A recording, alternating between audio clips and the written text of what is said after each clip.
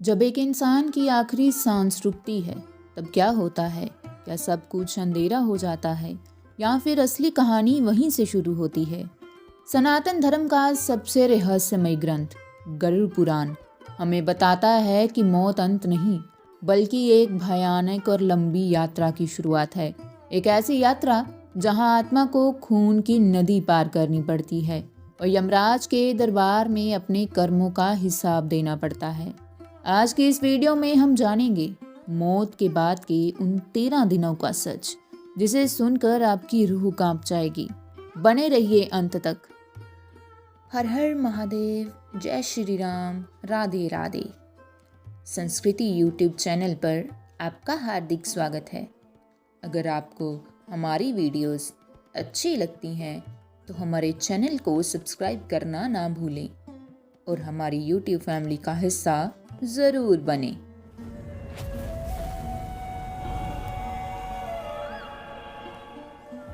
गरुड़ पुराण के अनुसार जैसे ही प्राण निकलते हैं, इंसान के सामने यमराज के 2 दूत यानी यमदूत आ खड़े होते हैं। उनका रूप इतना भयानक होता है कि पापी इंसान उन्हें देखकर ही डर से कांपने लगता है। आत्मा शरीर से निकलकर सिर्फ अंगूठे के बराबर रह जाती है।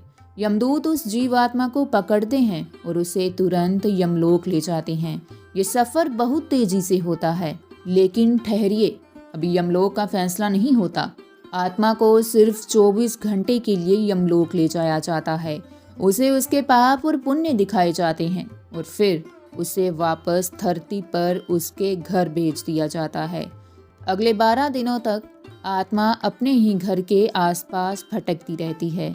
वे अपने परिवार को रोते हुए देखती है, उनसे बात करने की कोशिश करती है, पर कोई उसे सुन नहीं पाता।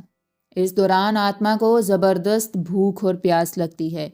इसलिए हिंदू धर्म में मृत्यु के 13 दिनों तक पिंडदान और 13वीं के संस्कार किए जाते हैं।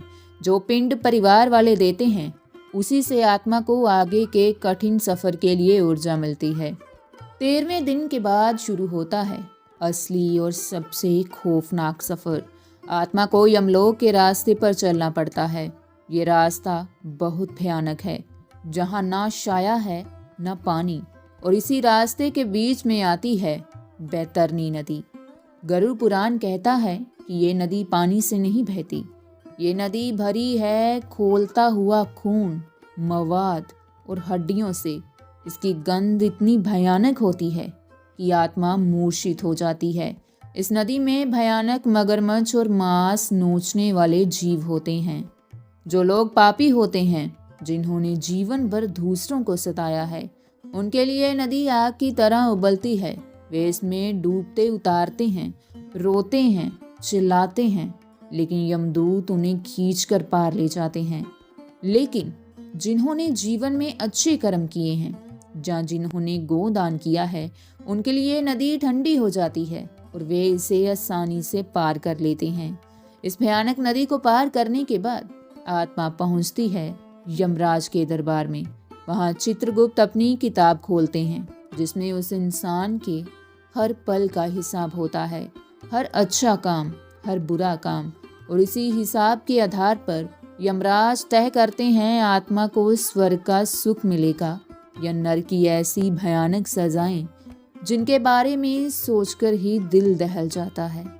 दोस्तों, इसका निष्कर्ष ये निकलता है कि गरुड़ पुराण हमें डराने के लिए नहीं बल्कि ये समझाने के लिए है कि अंत में हमारे साथ हमारा पैसा या शरीर नहीं, सिर्फ हमारे कर्म जाते हैं।